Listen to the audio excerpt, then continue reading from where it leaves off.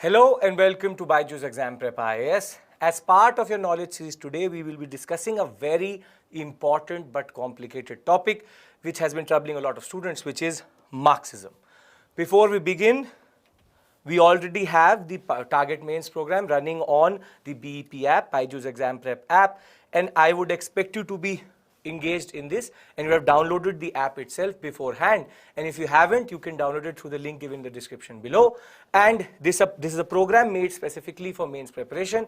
The students who plan to give this examination should also be a part of it to understand what is the nuances of it. 2 sessions on static, 2 sessions on current affairs, 1 specifically for ethics. So I hope that you are using this as much as possible in your preparation. With this, now let's enter into what we need to understand, which is Marxism. See, the first and foremost point is there is Marxism, which is generally an understanding and an ideology, and there is something which you need for UPSC. Meaning, in no way or form, this video will be very, very comprehensive with Marxism itself, because there's not one type of Marxism. There are 4 to 5 types of Marxism. For example, vulgar Marxist, then your structural Marxist, non-structural Marxist, the British school of Marxism. You have a lot of different types of Marxism, Perry Anderson's understanding of Marxism. So what we are going to do right now is, rather than complicating this issue as much as possible, we'll try to simplify it, which is we will understand what is needed for the purpose of the examination and basically go with that itself. So basic point is, you don't have to do a thesis. People have been trying to understand what Marx said for a very, very long time, and we're not going to do that in the next half an hour. What we're going to do is we're going to understand the basic form of Marxism. What is Marxism? Because what students do is they confuse between these 3 words: Marxism, socialism, and communism. Out of these 3 terms, one is an ideology, which is Marxist ideology, and 2 are actually modes of production. Therein comes this concept where I need to tell you what a mode of production would mean.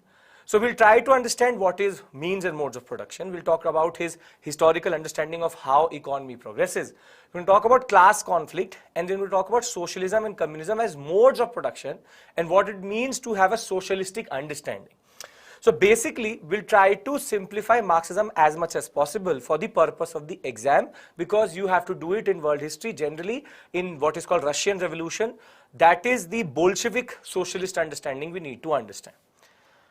So first thing is that in order to understand what Marxism is, let's understand who this person was, which is Marx's own context becomes important for what was he writing and why was he writing it.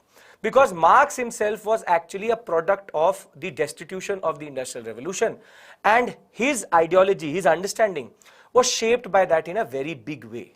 So basically, Marx's context becomes important. So he was born in Trier in Germany and studied law and philosophy at the universities of Bonn and Berlin. However, because of his understanding of state, his criticism of the German state itself, and basically his understanding of economy and economic critique, he never got to stay in Berlin after he got married because of his ideas. So as soon as he was a proper theologian, or rather a proper philosopher, he had to, because of his political publications, Marx had to flee with his wife and stay in exile in London. And in London, he actually was helped by one of his very good friends, which is Friedrich Engels. Engels is a very important personality in Marx's journey itself. Marx himself did not even have a court to enter the British Library, and Engels' father was actually an industrialist. So he saw the industries very closely and saw the workers' culture itself, and himself was not a very wealthy personality because of the fact that he was running away from the government quite a lot of times and was actually with his children in London in a very, very bad state of mind and bad state of economic affairs. So basically, Karl Marx himself saw the worst of what we call as the Industrial Revolution and was being prosecuted by the state. So he has an understanding of state and economy in such a way that it is Engels who helps him somehow. It is believed that mostly Karl Marx was writing on the stationery which was given by Engels, and Friedrich Engels was important in that regard. So Marx and Engels are these two personalities, very different in their understanding, because if I want to go into technicalities, Karl Marx is what is called a dialectical materialistic person, and he is a little bit towards Hegel, which is idealistic materialistic. Now the point is that we don't have to go into what Hegel said, what is idealism, what is materialism, what is dialectical materialism, but I'll give you a hint of that. But basically Karl Marx is based on his own context. Please understand this, because this will help you understand why Karl Marx will say what he was saying.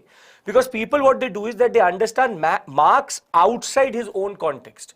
Marx was a person who was evading the state. Marx was not a wealthy personality. He was not an industrialist himself. He was technically a product of the problems of the industrialization of Europe, and that is why he was writing in a certain way. So let's now move to the basic context of Marxist ideology, which is the Industrial Revolution and the distress and disillusionment. Now, basically, Marxist ideology did not rise in isolation. Marx was writing in a period in which which is more or less between 1750 and 1880s is the period, more or less. In this period, the Industrial Revolution was at its peak.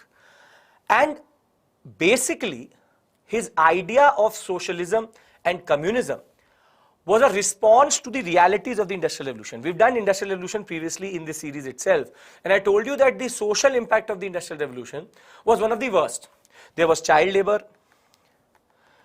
exploitation, and the basic point was, in order to get £1, you had to work for 10 to 12 hours, and that is in itself very inhumane. Basically, the social impact of the Industrial Revolution produced a lot of distress and disillusionment in people. Imagine being a worker, knowing that I will be working all my life, 10 hours every day. My wife is also working, my child is also working, and will be able to manage maximum £2, which will be burnt in the same day for food. It was a distressing period. It was a period in which disillusionment with the capitalist system was coming through. What is capitalism? Capitalism is one of the modes of production he identified, but capitalism generally means the industrial sector or industrial based production, meaning the basic model is industries, workers are the people who work in it. I'll talk about means and modes and base and superstructure, then you will understand it. What I'm trying to argue is that when the worker will hear what Marx was saying, it will be revolutionary and it will be a way out of the distress and politics of the Industrial Revolution itself. Please understand this point, that for a worker, when Marx is saying something, it was a totally new light they were seeing. And that is why Marxist ideology will become very popular very quickly, because for a section of the society, for a class of society which saw no real development or even any light in the end of the tunnel, Marx was giving them music to their ears. So Marx himself is part of this disillusionment and distress, and the workers themselves are fully being exploited, and this exploitative nature of Marxism, of capitalism, is something which becomes the base for our understanding. So basically the context of Marx himself is very, very important, but the context of Industrial Revolution is also important, because Industrial Revolution creates the social context in which Marxist ideology will become very, very popular and very, very important. Now, what is the basic concept of Marxist thought? Meaning, this is more or less the same in any brand of Marxism, be it vulgar Marxism, be it structural, non-structural, Althusser, anything. When you will read, you will see it is a basic concept. What Marx did, and this is now I am going into Marxist philosophy itself, Marxist understanding itself. What Marx did was, he said that there is two things in every civilization. One is called mode of production, the second one is called means of production. What do I mean by that? Every economy, every civilization was based on a relationship between a mode of economic production, and that was done through the means of production. So let's take an example. For example, capitalism is the mode of production, and the mode is factories, and the means of production are the workers. Basically, the workers work in these factories, and the mode of production is in a way exploiting the means of production. So what Marx said was that there is actually what is called a pyramid with the base and superstructure, in which the means of production work to produce the state, which is the pinnacle of the system, along with the other aspects of the superstructure, which is nothing but industries and the bourgeoisie, or what we'll use word is industrialists. So basically what he argued was that in this mode of production, the base was the workers and the superstructure was the state, which is the nation state itself, and the industrialists and their factories, meaning capital, land, everything, industrial production is the superstructure. What Marx argued was that without the base, the superstructure is nothing. This is a form of a little bit of what is called vulgar Marxism, which is called base superstructure concept. The basic concept is that the means of production create the superstructure on which the state exists. So the peculiarity of Marxist thought was, he argued that the workers are the ones who are being exploited by the superstructure. Once the superstructure is created, the state embodies the industrialist interest. Remember this.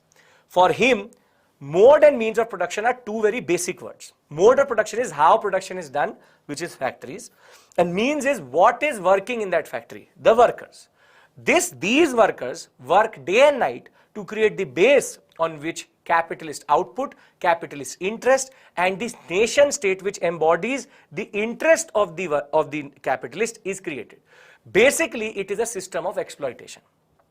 It is a system of exploitation which is based on exploitation of the worker or the proletariat. Now, this is the basic concept, because for Marx, capitalism was not the only means of production or mode of production. There had been previously others also. So before I move to the next slide, the point is, till this point what we understood is, who is Karl Marx, when is he writing in the Industrial Revolution, and basically what do these two terms mean, means and modes of production. Mode of production is a concept of a economic organization which has a certain characteristic. So mode of production is the economic organization, and the means of production, as it says, means, meaning I'll give you a very simple example. Mode of production is the car and means of production is the petrol. Meaning what runs this system is the means of production, and the structure which is created is the mode of production. Now, what Karl Marx argued, and this is his understanding of human history, is that there has not been one form of mode of production, but there have been four different, and the fourth one is capitalism. What he argued was that there was the first stage of production, then second, then third, then fourth. All these are modes of production, meaning primitive communism was the first mode of production, or we also call it primitive accumulation. Here I'll simply divide. Mode is hunting gathering and means is nothing but early man and woman.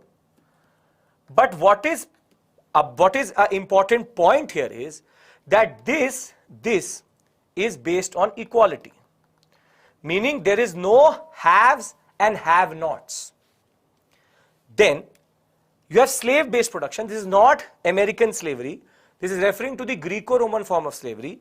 Here we have mode, which is again basic manufacturing and agriculture, but the means is these slaves in the Greco-Roman sense. You also had slavery, what is called white slavery, during the Roman period. So it's a Eurocentric concept. It is not based on Indian history itself, but it talks about Greco-Roman form of slavery. Then he said that this led to what is called feudalism. Feudalism, the mode is what is called landlord based plantations, and the means is what we call as serfs or bonded labor.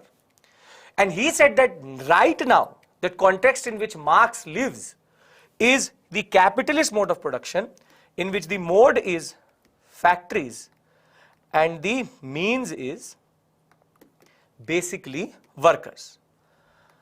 So for Marx, capitalism is also an ideology which is worker exploitation, but is also a mode of production. So basically don't confuse the terms, because I can see you're asking in the comment section itself, which is what is the difference between Marxism and communism. Marxism is the ideology, Abhishekism, it is ideology. Communism is a part of Marxist ideology, which is a mode of production. Now listen to me very, very carefully, because here is what Marx predicted and what Marx wanted from the society itself.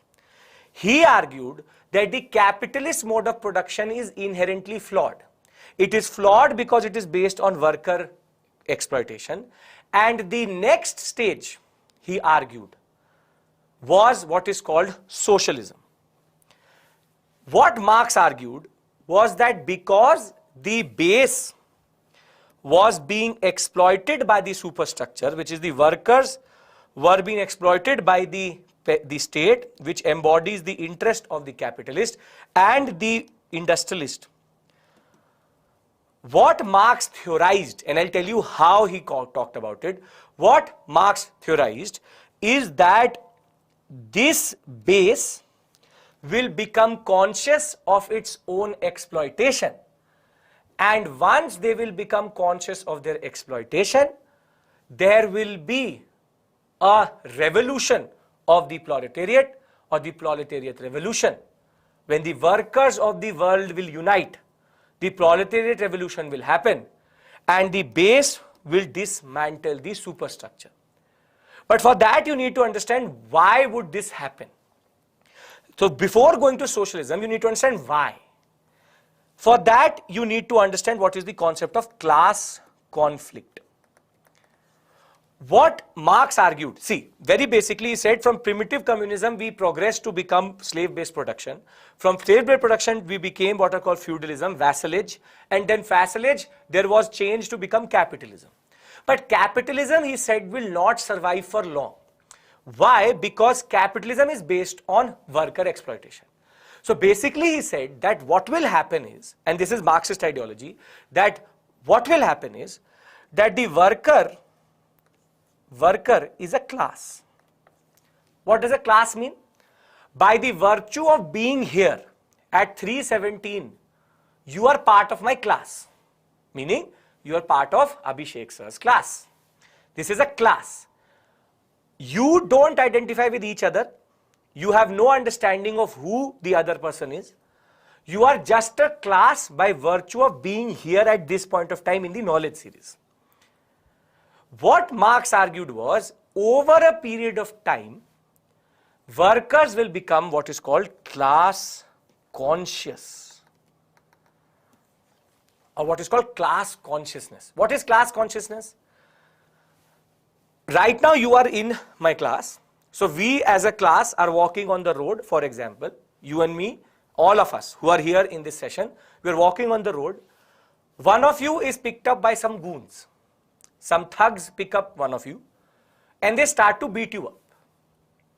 We all as a group look towards that person who is being exploited or who is being technically beaten up, but we don't do anything. We all look at him and then go forward. This is being part of a class but not being class conscious, because you don't identify with that person. Now what happens is, over a period of time, each one of you gets exploited by the same goons or thugs. What happens is, next time when as a group we go and one of you is again picked up by the thugs, out of our shared experience of exploitation and being harassed by the same person, we all act. We act and save the person who has been picked up by that goon. This is called collective action. I can't give you a simpler example, which is that once a class acts collectively, Whence a class acts collectively, it is called that the class has become class conscious. Meaning, to put it in Marxist ideology, when the workers will realize that what connects all of us is not competition for the same job, but what actually connects us is capitalist exploitation, we will in turn become class conscious. And once the workers will become class conscious that you and me are no different, maybe we are fighting for the same job, but we both are being exploited by the industrialists, we will then start to act collectively as a class and ask for rights, ask for change.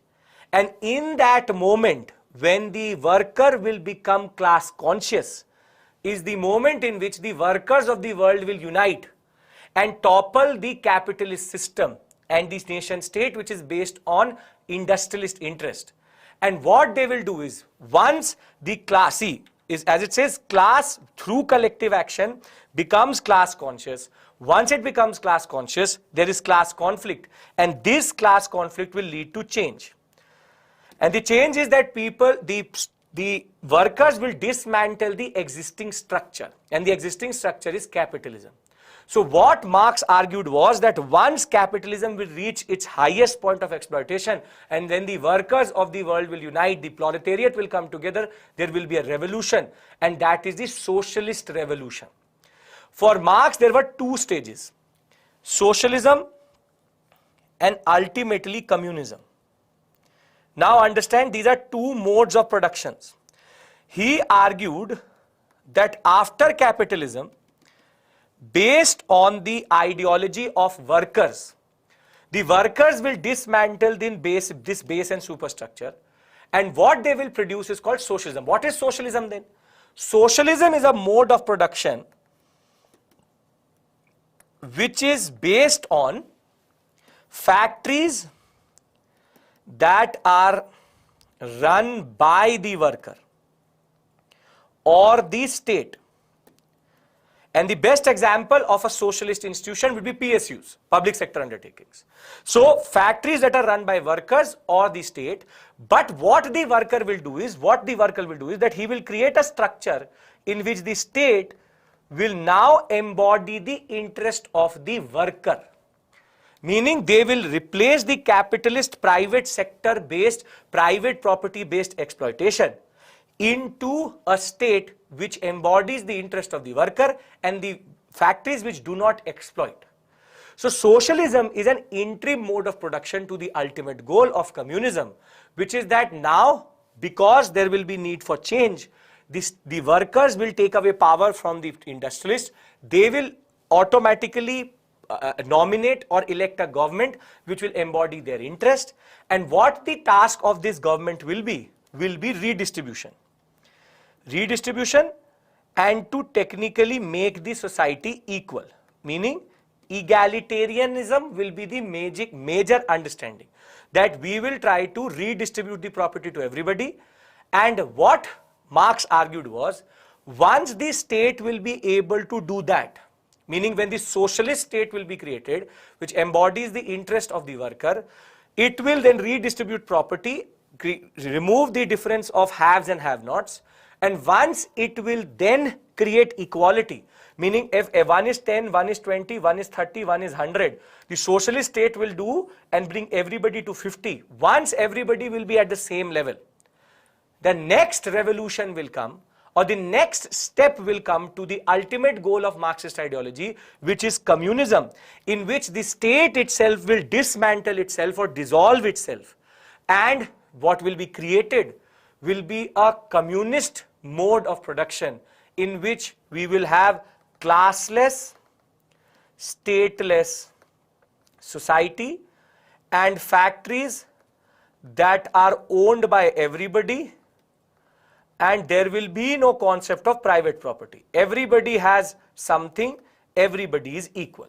Now, don't ask me this question that communism is going to come.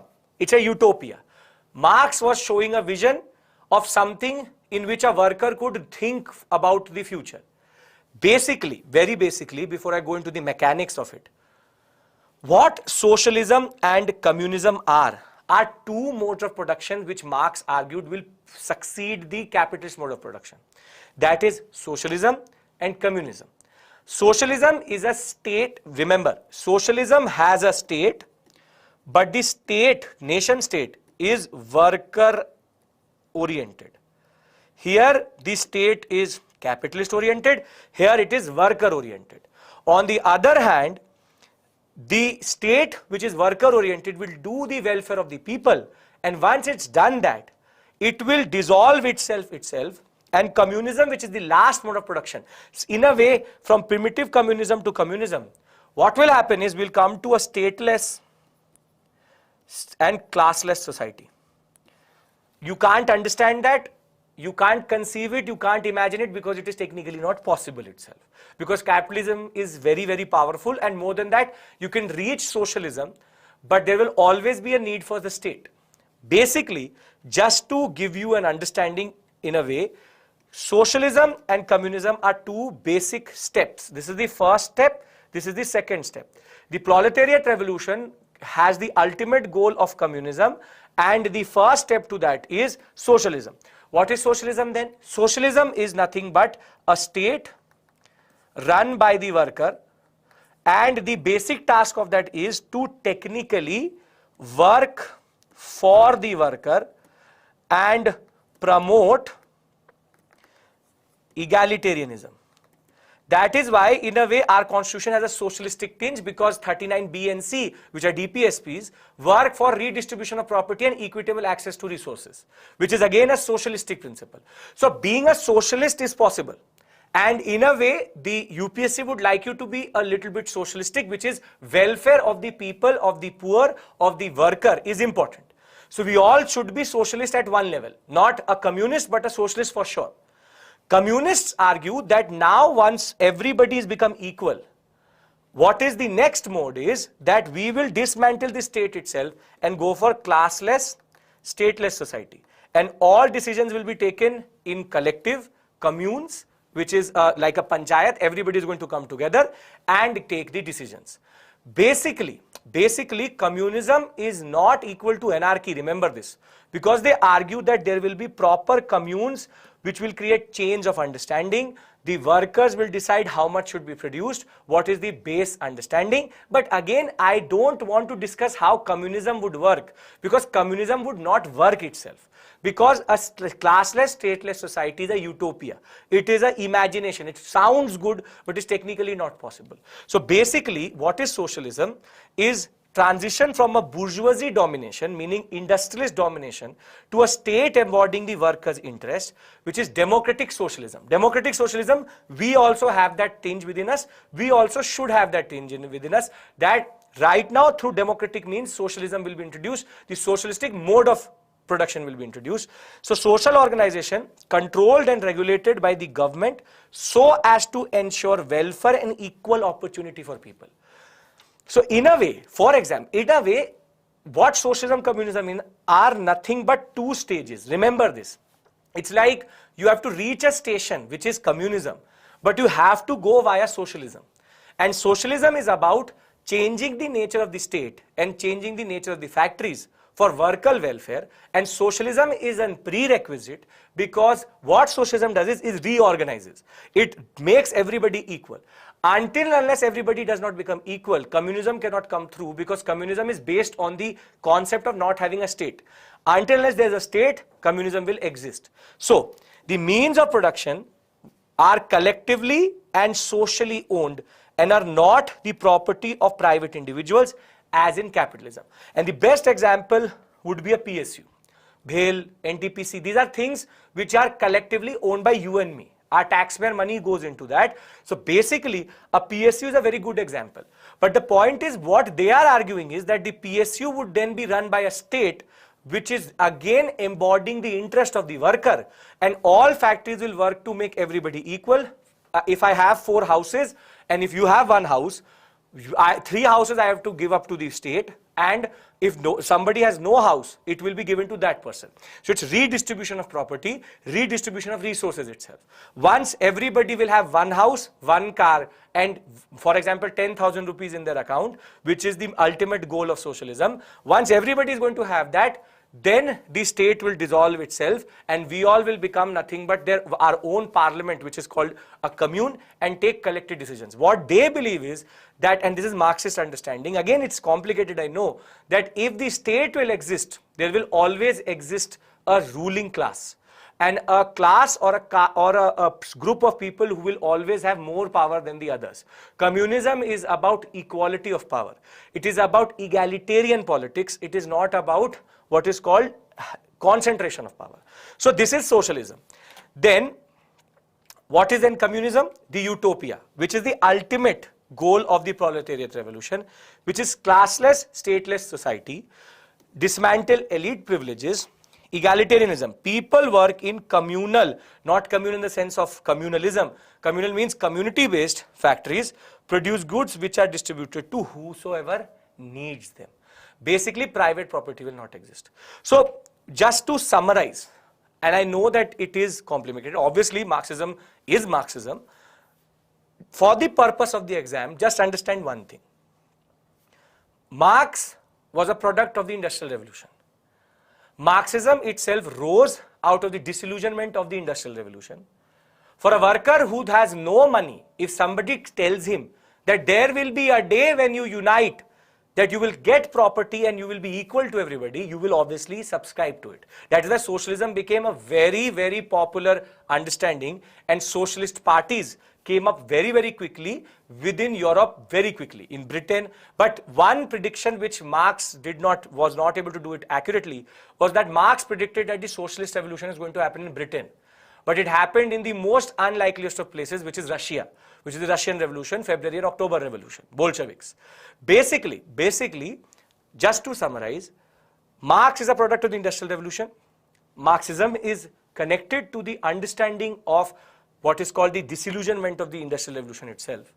And basically, what happens is that out of this, what Marx argues is that there are stages of development of economy, and we are stuck in the fourth stage, which is that we moved from primitive accumulation and communism to slave-based. From slave-based, we moved to feudalism, and from feudalism, we moved to capitalism. However, because the capitalist system is based on the exploitation of the worker, which is the base and superstructure model, he argued that once the base will become conscious of its own rights, and when the class of the workers will have class conscious, they will start to collectively act, and once the workers of the world will unite based on the basic understanding that the state is capitalist oriented, that the state does not embody the interest of the worker, once the worker of the world will unite, it will in turn lead to the socialist revolution, which is the first stage of the revolution, where the state nature will change from, and when I say state, it means nation state, government. The government nature will change from a capitalist oriented to what is called a worker oriented, and once it will become worker oriented, all factories will become public owned, and the basic task of the socialist state or the socialistic principles is redistribution of property, equality between people. Once the socialistic state will be able to reach its ultimate goal, which is to give everybody equal rights, equal property, equal status, the state itself will dismantle itself, and it will create what is called the last and ultimate goal, which is communism. And communism is based on classless, stateless society run by everybody. Disclaimer, communism is not possible. It will never be possible. It was the god that failed. Socialism is possible. We all embody socialistic principles also, and that is standard. Basically, being a socialist, and there are two words which you will see in different books also and in party politics. Socialists and communists. Socialists are more or less democratic socialists, meaning they believe that democracy is needed. They want slow change. Communists are much more radical. They want quick change. So the Bolsheviks technically will start with the basic Marxist philosophy, but Leninism was totally different. Leninism argued that we don't need to have the Industrial Revolution first, we can go straight to communism. But that's a separate story altogether. What is the difference between Marxism and Leninism? Because both are quite different. Basic point, I will not complicate it anymore. Basically, socialism and communism are modes of production, two stages in the larger vision of Marx, which is that we will start from capitalism, we will move towards socialism, everybody is going to become equal, and once the need for the state is not needed, it will lead to communism. So please don't ask the wrong question. The wrong question would be, what is the difference between Marxism and communism? That is not the right question, because Marxism ideology has socialism within it or communism within it. A good question would be, what is the difference between socialism and communism? The basic difference is socialism has a state which embodies the interest of the worker, and in communism there is no state, no class, nothing. Everybody is equal. Everybody has a car, phone, house and 1,000 rupees. That's it. And it is the socialistic phase which is important, because socialism is needed to first make everybody equal, and that is the whole point. So before I end the session, I'll just look at the questions, but I can understand that the basic understanding should be there by now. Marxism, as I told you, a lot of brands of Marxism. What this base superstructure model is actually called vulgar Marxism. When you move to what the class conflict model, I've actually picked up from what is called the British Marxist school, E.P. Thompson. Then there is what is called structural Marxism, that whatever you do, will do it within the same structure. They're called Althusserian non-structural Marxism, which is that the worker does have agency. But these are very complicated things. For the purpose of the exam, whatever I've said in the last half an hour should be enough, and now you should not be scared of this ideology and this understanding itself. So as I said, one of you asked me what is the difference between Marxism and communism. That is a wrong question. Marxism has the concept of communism. Communism is just a mode of production, the ultimate mode of production, where there is no differences in everybody, everybody is equal. Marxism, again, Marxism is not an alternative to capitalism. Socialism is an alternative to capitalism. Communism is an alternative to capitalism. Please understanding, what I've said in the last 30 minutes is Abhishekism. It is my understanding. I don't replace something. Socialism and communism are the replacements of capitalism, not my understanding. Marx theorized this. Marxist ideology is not going to replace socialism and communism will. Again, as I said, communism is much more nuanced than just being anarchism, because communism has a lot of interesting features, which is commune-based understanding. If somebody has less, they get more. It's a very complicated understanding. Das Kapital, if you will ever read, or you will read Communist Manifesto, Marx knew what he was saying. And communism in that period, in 1848, in 1850, made sense. And it was a very big ideology in that regard. But Marx did not understand one thing, that the capitalist state will always be too powerful to do anything. And that is the concept of thesis, antithesis, that there is a surrogate thesis that the capitalist state itself will embody worker interest and show to the worker that it is acting in workers' interest. So it will, rather than going for a proletariat revolution, the workers will think that the state is acting in their interest. So these are again what is called antithesis, thesis and surrogate antithesis and thesis concept, which is the concept of surrogate thesis, but we'll not go into that.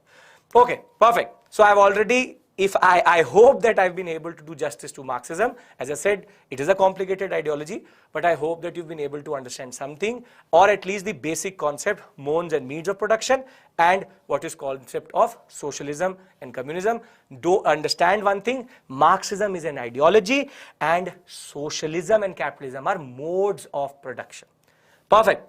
Thank you so much. I will see you next week on Monday with moderate politics, and we'll discuss who are the moderates, what were they talking about, their contributions generally, and next week we have a lot of interesting things lined up for you, from moderate politics to Gandhara School of Art to the concept of Vedic period. So we have 4 sessions for history next week. Thank you so much for your patience, and I hope that I've been able to do justice to Marxism. Thank you, take care, bye-bye. I will see you on Monday with what we call as moderate politics in Indian nationalism. Thank you, see you, take care.